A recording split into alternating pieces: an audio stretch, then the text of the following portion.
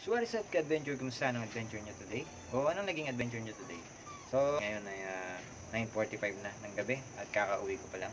So pagdating ko sa bahay, napagkamalan ako na delivery rider kasi naka-orange ako eh. Tapos may dala pa akong box. So nag-order nga pala ako sa Shopee ng mga item. So ngayon ipapakita ko sa inyo kung ano yung binili ko. Okay? Nandito siya sa sahig. Ayan. So yan, dalawa yan. Dalawang malaking box yan.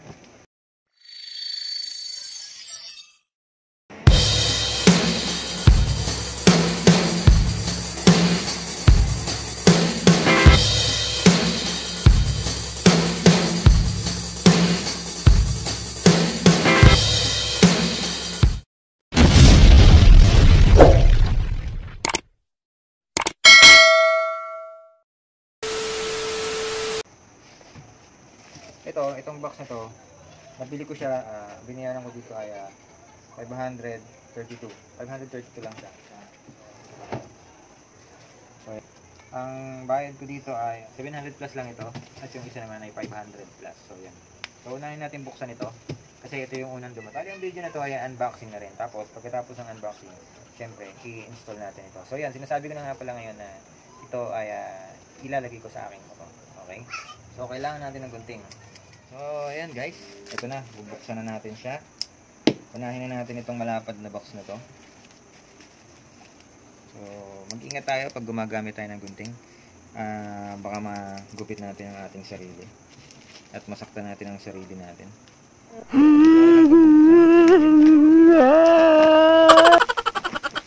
Excited na ako. Hindi ko alam kung magiging okay itong unboxing na to. Well, nung nabili ko kasi ito sa Shopee ay talagang parang sugal siya kasi ang mura. So hindi ko alam kung matutuwa ako.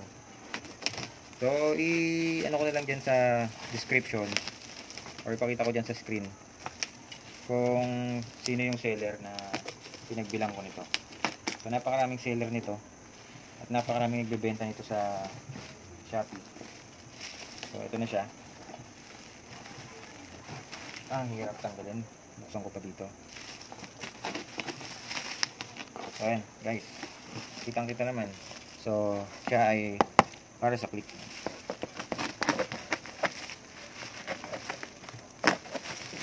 Okay. So ayan guys, ang tawag dito ay Click Raven Bracket. So tingnan natin yung loob. Ayan, ganyan ang itsura niyan. So sa online, may mga nagbebenta nito nasa 700 plus hanggang 800 plus. Ngayon, binasa ko mabuti yung mga comment at okay naman siya. So wala namang ako masyadong negative na nabasa doon. Okay naman siya. Mabilis lang dumating. So within 4 days, dumating na to. At ito siya. So kung titignan, yan, okay naman. Parang premium naman. Maganda yung pagkakapintura. Ewan ko lang kung madali itong magasgas. Kasi yung bracket ng ating click, hindi siya ganun kadaling magasgasan. So yan, medyo pagdating dito, yan, parang hindi natapos yung pagkakapintura niya. Parang primer lang. Pero okay naman. Solid din naman. Aluminum siya. So yan oh. Kita nyo guys. So yan ang ating Raven bracket. So hindi pa ako sure kung magkakasya to at susukat talaga siya sa click. So mamaya ikakabit natin yan. So sunod na natin yung isa pang box. Buksan na natin siya. Itabi muna natin to.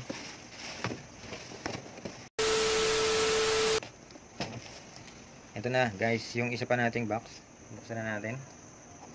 So ilalagay ko na lang din dyan sa screen or sa description kung sino yung seller nito.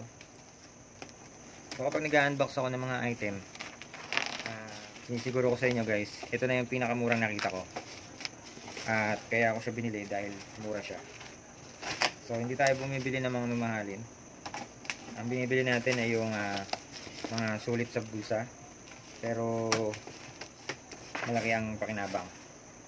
Kumbaga, yung talagang worth, sulit doon sa binayaran mo. So hindi ako bumibili ng mga mamahalin. So ayan, kita naman sa gilid. So ang brand nito ay RXR. So kung kilala nyo yung RXR, gumagawa din sila ng mga helmet. Nakilala din yan sa helmet. Yun nga lang, hindi siya parang ganun ka sikat pa ngayon. Kasi parang hindi pa ganun ka quality yung mga helmet nila eh. Just saying ha. Nagpapakatotoo lang. So hindi ito sponsor ng RXR. Pero ang RXR ay matagal na siya sa market. So guys, ito. So kung meron tayong bracket, syempre dapat meron tayo box. Yan guys. Kung meron tayong bracket, dapat meron tayong box. Okay. So yung napili nating box ay may pagka square.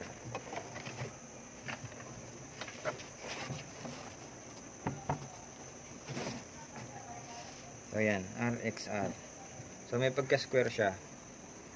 Medyo may mga hindi ko alam kung ano ba. Natatanggal naman pala. So akala ko kasi may gas-gas eh.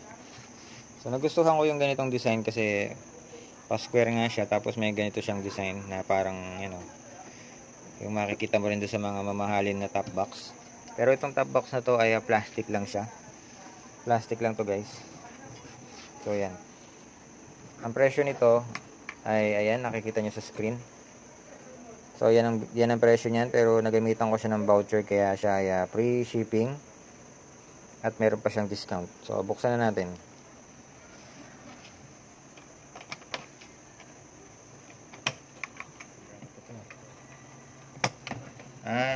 Pag ganito pala yung pag-open niya, kailangan nakaganyan siya.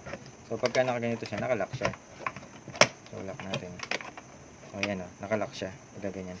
Ang hindi ko lang nagustuhan dito kasi kalahati lang yung hawakan. So dapat maganda sana kung buo. Yung parang pagka pinagtaklob mo siya, pwede mong hawakan ng pag ganun pareho. So parang kapag nasira itong susi, hindi mo na maisasara. So yun lang. So yan yung loob niya guys. So kapag binuksan mo yung box, yan makikita mo sa loob mayroon siyang kasamang ganito. Paglalapagan ng box. So ito yung kakabit mo dun sa ating bracket. Ayan. May kasama siyang mga tornilyo. Ayan. So sana kompleto yung kanyang tornilyo. Tapos ito yung cover. Ayan, para kapag umulan, hindi mababasa yung mga tornilyong nakakabit. So ayan. Diskartehan nyo na lang guys kung paano sila hindi mababasa. So bakit meron siyang ganito? Parang may bilog dito. Hindi ko alam. Silipin ko nga yung ilalim.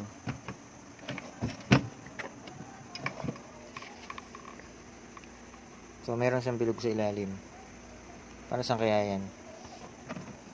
So yan. Okay naman guys, medyo malaki siya. So ito nga pala guys, kung hindi ako nagkakamali, ito ay 38 liters capacity niya. So yan. Maganda naman siya. Maganda siya. Yun lang talaga, hindi ko alam na isa lang pala yung hawakan niya. So yan. Kapag nasira na yung lock niya, di ba? Yung iba kasi kapag nasira yung lock, nilalagyan na lang ng padlock dito. So ito, kapag nasira yung lock, hindi mo na pala ito malalagyan ng padlock. Hindi, kasi isa lang siya eh, wala siyang kapartner. Yung iba kasi mayroong kapartner pa dito na hawakan eh. So parang magkasaklob din tong pati itong hawakan mo. Pero okay lang naman, so iingatan na lang natin yan. So yan lang talaga ang binayaran natin sa halagang 700 plus. Ayan. Malaki naman siya. 38 liters capacity to. Kung di ako nagkakamali nakalimutan ko na rin eh. Pero mabilis lang siyang dumating. Wala pang 1 week dumating na. So ayan. So kung ikaw ay nagdi-delivery rider at wala ka pang box, pwede na to. Medyo malaki naman eh. Ayun, malaki siya. Pwede to sa mga nagdi-deliver. Pang additional na box.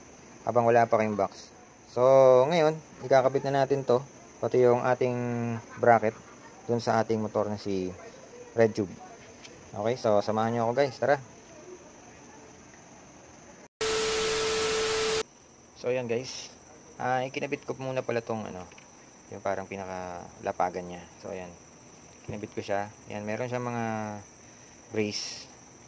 So, itinornilyo ko lang yung mabuti. So, para hindi yan gagalaw kapag umaandar na yung motor at nakalapag na yung ating top box. So, ayan. Sinakto ko lang doon sa mga butas niya eh. Ayan.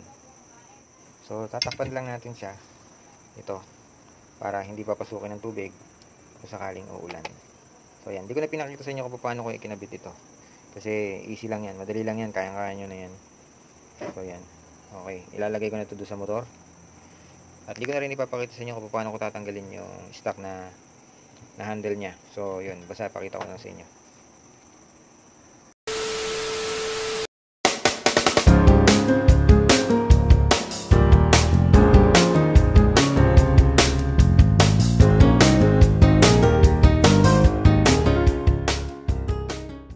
Sakto lang naman yung bracket nya saka yung top box, saktong-sakto lang para sa click.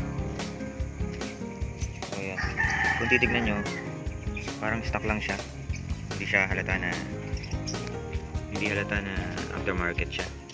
So maganda yung pagkakapintura at maganda yung pagkakakulma nya. So sa mga susunod na araw malalaman natin kung maganda talaga siya at kung hindi ba siya umuuga. So maganda itong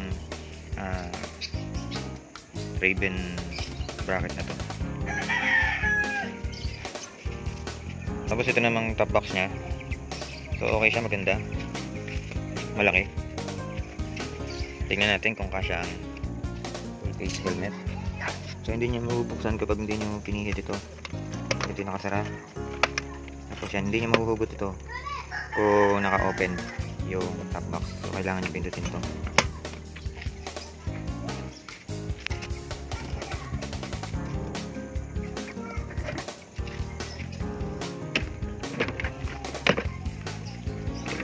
So ayan guys, yung helmet, kasyang-kasya siya. Ayan o, kasyang-kasya ang isang full face helmet dito. So ayan. So malalaman nyo nakalakihan kapag narinig nyo yung tunog. So ayan, hindi siya mabuksan. So mabubuksan lang yan kapag pinindot nyo ito. Ayan. Mukha naman siyang matibay. Sana lang hindi ito umuuga kapag umaandar na.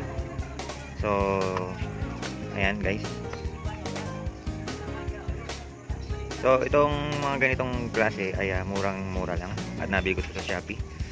So kung gusto niyo ng mga ganitong klaseng bracket, top box, ililink ko na lang sa description yung mga seller nito. Magkaibang seller kasi ito eh. So hanggang dito na lang ang vlog nito. Maraming salamat ka Adventure. Kung nasiyahan ka sa vlog nito, huwag mong kalimutan mag-like at mag-subscribe at hit mo na rin ang bell na yan para sa susunod na video ni TV Adventurero ay ma-update ka sa mga videos na ilalabas ko. Okay, maraming salamat ka Adventure. Lagi mong tatandaan, maging mabuti ka, gawin mo ang tama kahit wala nakakakita. Peace out.